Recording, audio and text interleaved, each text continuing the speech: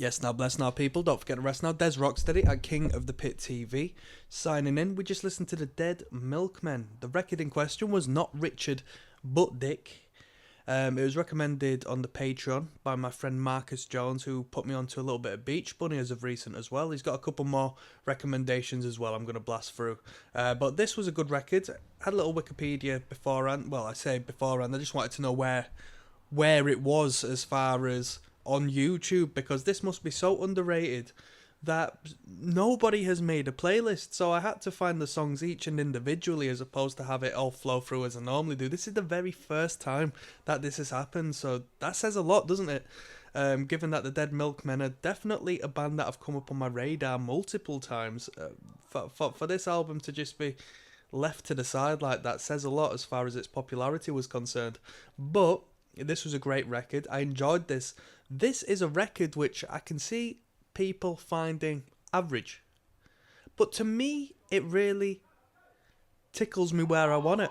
Not gonna lie to you, I got some live reactions out there as well, so it tickled me where I want it, because I like 3-chord power pop-esque, indie rock-esque, garage rock-esque, call it punk rock if you wanna, but that sound, like that twee pop, that twinkling overdriven guitar, just 3 chords and a good vocal line, good songwriting, that's exactly what I need.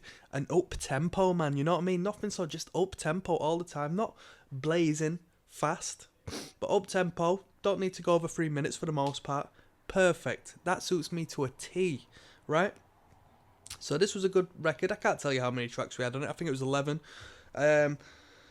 The comedy element of it, I'm not too fussed, but they didn't really go overboard with the comedy. I think the writing as a whole sort of overweighed that, overwrote it, if that was the right word to use. Sort of kept it at bay, which was very good.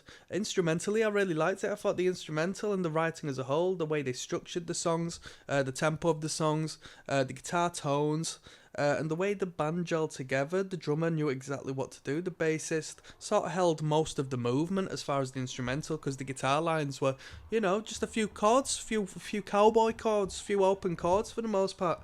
And I got to put some respect on that. If I'm going to rate this record, I'll give it a 6.5 out of 10. And I'll give it a 6.5 because I think there's room for improvement.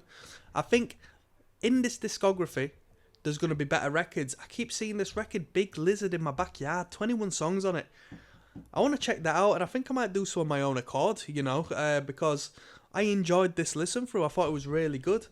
I could give it more, but I feel I would do the rest of the bands I've given a good rating disservice in comparison to this record, because I have listened to some really good records over this channel, so I don't want to, place it up there with them records. But this was a great experience, and I got to give props to Marcus for putting this forward. With that being said, we're going to move on forward. Let's check out the Wikipedia, see if there's any history about this record. That is quite interesting.